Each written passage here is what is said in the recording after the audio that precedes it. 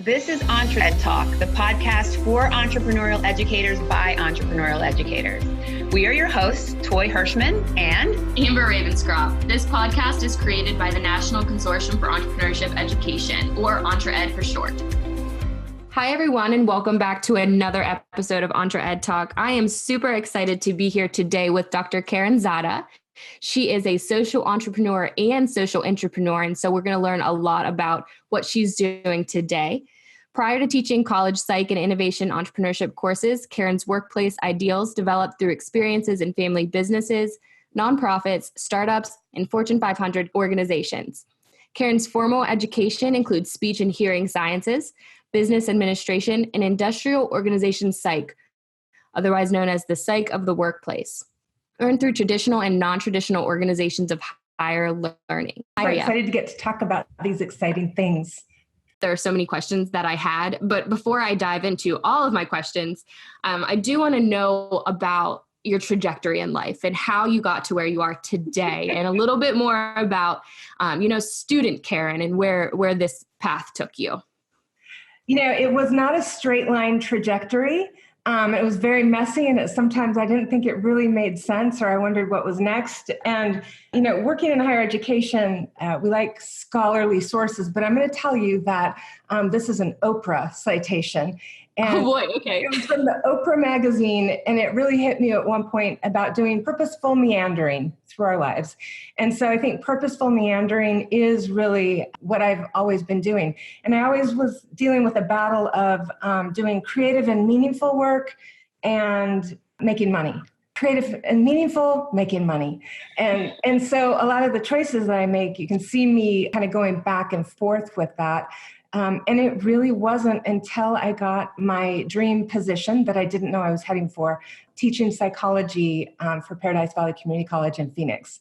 And that allows me to do all of the work that I love. And it really does make sense out of everything that I ever did. It brings everything that I did adds up into being useful for what I do now. The people that are listening know we do this so I can see your face. So I'm going to be jotting down things, and I already have written down purposeful meandering because I love that phrase. I do want to talk about, so you're in education today and how it's kind of like this culminating role that has allowed you to take everything that you've done so far. In your bio, you mentioned that you've worked a lot in you've also worked in the startup and these really formal organizations too. So what kind of work did you do in that space? The biggest startup that I worked for was called VideoCart, and it was a spinoff of Information Resources, which is a very large company. There was technology attached to the grocery cart, and as you walk down the aisle, the grocery cart would tell you what's on sale in the aisle.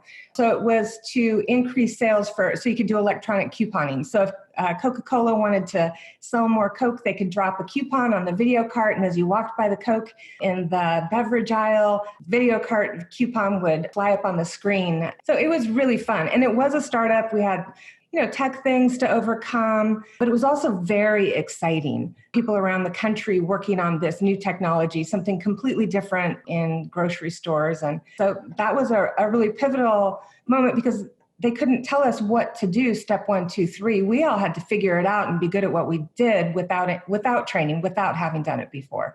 And I think that's a powerful experience that can also occur in classrooms, in K through 12 and college, because when you have to figure out things without being trained on it, when you have to come up with solutions that don't exist yet, that really makes it a new pattern in life where you're used to figuring out things that you haven't figured out before. And that really is kind of at the core of entrepreneurship. I love that. And I appreciate the idea of a video cart. I feel like that would make me buy things that I don't need though. Yeah, well, and I was with it.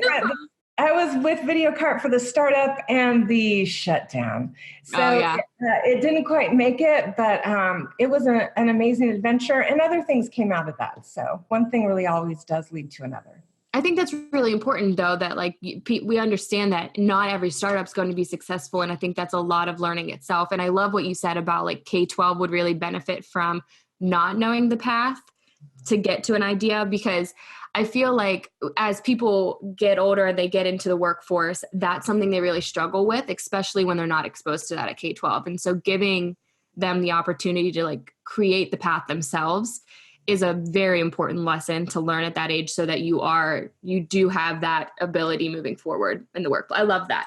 So my next question, because this was the coolest idea that I don't think I knew existed, is in your bio, you talk about how one of your expertise areas is industrial organizational psychology. I can't even say it. So the psych of the workplace. And I feel like understanding the psychology behind workplace decisions is probably so important in this entrepreneurial space. So can you not deep dive into it, because I'm sure it's very rigorous, but what does that mean? And how has it helped your entrepreneurial knowledge? I mean, I'll back up for just a second, but how I ended up, because I was a speech and hearing undergrad, then I got an MBA. And then on my quest of meaningful and creative work versus making money, I was working for pharmaceutical companies. And at one point I got really sick. I ended up in the hospital, and they thought if I lived, I would need a pacemaker. And while I was in the hospital, I thought, oh my gosh, I'm not going to keep doing this fear-based back and forth between creative and meaningful and making money. And so that's when I decided to go back to school and get my PhD. And so originally I decided to do clinical psychology because I thought at the time that made sense for something I was thinking of at the moment. But then clinical psychology really has kind of still a bias, I think, towards people are broken and how to fix broken people. And I really love positive psychology, or what's right with us, what's right about us, and how can we leverage that into working together to do good things. And so I shifted from clinical psychology to industrial organizational psychology, or the psychology of the workplace, because to me, we all come as we are. We're whole, interesting people with strengths and things that we have to get past. But if we're all working together based on our strengths, then all of us imperfect, amazing people can get great things done together. And so IO psychology really is pragmatic. It's about how are we going to get this done together? How are we going to work together in workplaces where we think differently, we're good at different things. But if we bring all of what's great about each of us together, then organizations can be healthy, places of well-being, and also really productive so that shareholders are happy, employees are happy. And so IO psychology to me is about bringing people together and getting meaningful work done. I love that. I really like the idea that you wanted to focus on. I didn't realize, and now that you put it in perspective, that clinical psych is pretty negative based and deficit based. And I love the idea. In some clinical psychology, there are people out there that might get mad at me about that, but I will say that I still think there's a bias toward brokenness in clinical psych. We get on a little bit of a soapbox about the problems in traditional education. So there are probably a lot of people that are like, okay, so we know exactly what you're talking about. We understand. But I like that you went for something that was about teamwork and how do we make things function and how the science behind that. I think that's really meaningful, and it probably has helped tremendously in the space that you're now in, for sure. We talked a little bit about this juxtaposition of making money and having meaningful work. And a lot of people, when they hear the word entrepreneurship, we face this constantly, is that they think it immediately means starting a business and just making money. And I know a lot of your work is around social ventures. So can you talk a little bit about that focus and your work in that space? Oh, I love that you brought this up. So the E word, because sometimes when we're in academic settings and people hear the word entrepreneurship, they think, oh, that's that for-profit education stuff. And that's scary because in education, we're much too pure for things like business and numbers. We're about people and more sophisticated things. To me, social entrepreneurship brings those two worlds together where, you know what? I do think innovation and entrepreneurship have really important places in academics. And if we could embrace what's best about those and still hold on to the vision and mission and values that we have in education, then we should be able to do better with education. We should be able to serve our students better, serve our colleagues better, and our communities better. So it is a sale for some people to even use the word entrepreneurship in academic settings. But I think that innovation and entrepreneurship are key opportunities for us to make education even better than it is. And the meaningful work that we love, because people think it's bringing greed and selfishness into education. And I do not see it that way at all. Yeah, no, I definitely mirror your thoughts. And there's so much research out there that the generation that are in our K-12 schools and are, that are entering the higher education realm today are just much more globally connected and therefore much more into servanthood and volunteerism and having this connection to try to drive meaningful change across the globe. So I think it's really relevant now more than ever to bring in this idea of entrepreneurship as a vessel for social change, for sure. Yes. And I love what you said there, because I think it's really important for educators to understand the difference, that we're not just talking about like this for-profit bad word, but we're talking about entrepreneurship in the sense of just opportunity. Mm-hmm. Mm-hmm. Yeah. So I do want to dive into Club Z, because that is, so just for all our listeners, we were recommended to connect with Caron because she has worked with Becky over at NACI, who was one of our previous interviews on this podcast. And she just saw natural connections between your work with Club Z and kind of the work of EntreEd and this mission of infusion of entrepreneurship at a younger level. So why don't we deep dive into kind of what Club Z is and its mission? So Z overall is has a big broad mission, and that's facilitating positive organizational change while delivering student success. And it's about how we can be doing this work. We don't have to wait to do the work until we've learned something new. We learn as we do the work. And for students, we've got the CESI data, and there's plenty of research out there that says our students need to feel a sense of belonging. So even the word club, the Club Z part, is about belonging.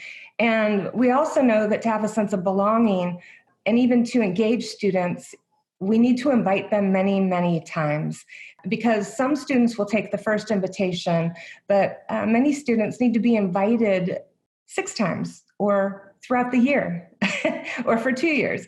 And so the Club Z model has a club component. So students can drop in, stop by. There are 1 or 2 meetings a week where they can stop by to engage. And then we have events throughout the year, and we have a strategic calendar. One of the themes is one thing leads to another, because if we do an isolated event and nothing came before it and nothing came after it, then we're probably not increasing engagement. And so everything that we do has one thing leads to another built into it, so that students are invited and invited and invited. And then when they come, hopefully they're experiencing belonging and hospitality and fun and getting outside their comfort zone. Maybe they're in a pitch contest, or maybe they do a service learning project, or they go out and work on increasing voter registration through civic engagement. So we're engaging in students, employees, and the community together, side by side, not based on role, but everybody working together on these projects so that we're building skills, doing more than we've done before, taking students outside their comfort zone, and again, giving them experiences so that they can find out that they can do something that they never imagined that they were capable of. I think that's so important. I really love what you said about the sense of belonging, and I didn't even think about the strategic decision to call it a Club Z because of that sense of belonging. There's your psych coming out. Oh, it's woven in there. There are lots of layers. Yeah. I love that. And I love that they're getting exposure. Actually so the last interview was, we were interviewing our co-hosts, because Toy interviewed me because we hadn't really told our listeners who we were. And one of the things that I brought up was like this exposure to different experiences really helped guide me to my own path. And I think that's kind of what Club Z is doing for a lot of those students, is providing them these opportunities to work on such a wide range of projects so that they can find their passions. Right. And I really love that.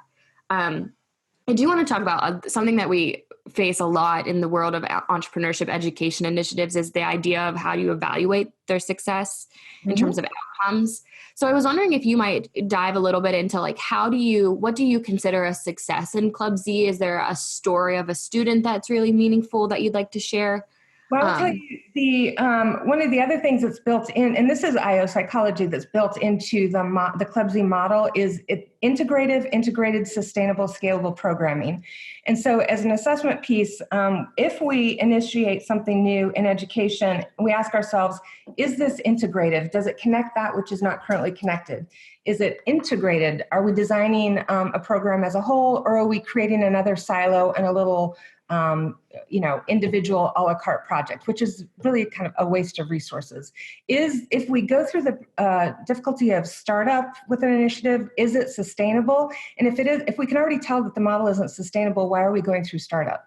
And then scaling, we have limited resources in higher education. And even if we're more entrepreneurial, we're not going to be able to capture all of the resources that we wish we had to do what we want to do on behalf of our students, colleagues, and the community. So it has to be scalable. So the best and simplest and most elegant example of that is the Club Z Achievement Award. So students can do any creative and action-oriented project, So it could be a teeny tiny thing because they haven't done something on their own before, or they can participate in a group project like service learning or civic engagement, or maybe they've done other things in the past and now they're ready to do something bigger. Maybe they're going to create a PSA campaign or lead an initiative themselves. So students can do any creative and action-oriented project, and then they answer 10 reflective questions. So a lot of this design to service learning people will make sense because there's reflective learning. So they answer these 10 questions, they create an executive summary about their experience, and the 10 questions are strategic too. And then we have an executive summary. The student has reflected upon what they actually did. And we tell them, hey, when you go to interview for a scholarship or a job, or you're seeking venture capital, you don't want to tell the person across the table that you think you'd be good at that someday. You want to tell them, here's what I've already done. So the Z Achievement Award is an opportunity for them to build self-efficacy, demonstrate that they can do something they haven't done before, and then they have a written record of it. So they can put it in scholarship applications, job applications, that kind. So back to the metrics. Cheap and easy metrics are quantitative data. So we can say that, for example, in our pilot, more than 300 students have completed the Club Z Achievement Award. And we have records because they created the executive summaries. Those executive summaries are also our marketing because those become the stories that inspire other students to do a Club Z Achievement Award. On the more qualitative data, which is what I think is most powerful, is when you read what the students actually said. And when we have accreditation, we're looking at assessment, we're looking at the infusion of critical thinking too, because those are organizational requirements that we have. It's all in there. So we can do that one simple thing. It's customized to the level of the student. And we've got plenty of metrics that we can pull out of there to show that this works. And it's really about letting the student be who they are and develop across a continuum and toward a trajectory that makes sense to them, giving them purposeful, meandering opportunities. Yeah. And I think, the students will speak for themselves. I love the qualitative side of any of these kinds of initiatives because, they literally speak for themselves. Yes. So a hard question, because you said you had around 300 people that have done the Achievement Awards. Like, what is the coolest project or one that stands out that a student has done? There was an art student who created a miniature art show in our library. And so it was about an issue to her that was really important and personal, but she put her art and herself out into the world in this library exhibit. And then that was one that it was easy for us to use to create art projects with other students who did the same. So with that, her project about really her personal pain, she put into an art exhibit, shared it with the world, and then her work inspired other students to do more of the same. And that's part of the one thing leads to another. We have a lot of themes that are really about deep things. They sound kind of light and fun, like one thing leads to another, but that's really powerful stuff when somebody shares their story and it inspires the story of someone else. Yeah, it's not easy to do. At all. Like, that's a big risk to take. Right. And I didn't say her name because that was part of, she put herself out in the world, in our little world, but I don't know about the national world. But I'll tell you, a student, Chris, and a lot of people in our world know the story of Chris, and his story can be out there in the world. But, and Chris has a background. He came from Los Angeles and he had some difficulties. He had relatives that were killed in gang violence. And he came to Arizona and decided to sign up for a community college. I'm shortening the story here, but taking the bus to get to college. And then he took a psychology and culture class. And in the class, we talked about belonging and we talked about everybody needs belonging. And so he started associating that with gang culture. And he worked one-on-one with students around our campus. He inspired so many people and did really amazing work as a student. not as a paid employee. And now one thing leads to another. Chris decided he actually got a full-ride scholarship to Arizona State University. Fast forward again, Chris is now a social entrepreneur, glass artist, and he just recently returned to Phoenix from a retreat at this amazing art community in North Carolina, and he's now being considered for a fellowship. So some of these stories, and it really does take time to go into the stories because they're so powerful. But I think if you came and hung out with us for an hour, actually you wouldn't be able to leave because you'd get to hear the stories of the students. And we do have videos people can watch. Yeah, we'll definitely link a couple of the videos because I know I watched them before I interviewed you and they were just so powerful. And I love Chris's story and the story of the young lady with the art show. I think that's so potent. And I'll be coming over. So I'll be in Arizona. Like I would love to come and visit and just figure out how I can learn a little bit more about what you're doing because I think it's so meaningful. And it's a really good kind of like best practice for a lot of people interested in this space. Which brings me to my second to last question. So we talked about this a little bit. We hinted at why education needs to start infusing this piece, but in an overarching statement, like why do you think it is vital for today's youth to be exposed to entrepreneurship education in their K-12 experience? For kids that are entering kindergarten about now, most of the jobs that are going to be available to them have not even been invented yet. We don't even know what the workplace is going to look like, maybe even 5 years, 15 years. And if rather than people being afraid of robots taking our jobs, we need to prepare for adapting and being able to deal with whatever comes our way. And that really is the heart of entrepreneurship. So if we can create experiences throughout the education system where students are finding out that they're capable of doing what they haven't done before, that even in new circumstances and with unfamiliar variables, they can put things together in a new way and get things done. We don't want new situations to be scary. We don't want them to show up for the first day of the work saying, can you give me the spreadsheet that tells me steps 1 through 10 so that I can be successful here? They need to be comfortable going in and say, yes, I can solve problems that haven't been solved yet. I can create solutions to problems that you haven't even identified yet. And so I think that's what's exciting. And that's about grit and resilience and those other things that we have been talking about, even CREATE at the top of Bloom's taxonomy that's been around for a very long time now. So if we give students those experience throughout their educational lifetime, then they're going to be ready for whatever comes at them in the next part of the 21st century. So I think we have to adapt though too, because if we were raised on transparencies and multiple choice tests and lectures, then education, we're going to have to get outside our comfort zone and do things differently too. So we're going to have the humility of learners and do things in new ways so that we can help our students do things in new ways too. That kind of just touched on the second half of my question, right? Is like what is a small step for an educator to start moving in that manner? And I think that just your talk about, how we have to be comfortable learning as well. Is there any like one resource or tangible piece of advice that we often ask this, if there's like an article or a book or some kind of anything that would be tangible as like a small step for an educator? I would say, because I think belonging for us at work is important too. And some of my best friends at work are the people that I work with every day on these things. For example, we have a team, and we're a team of intrapreneurs and entrepreneurs, and we are the Z Network team.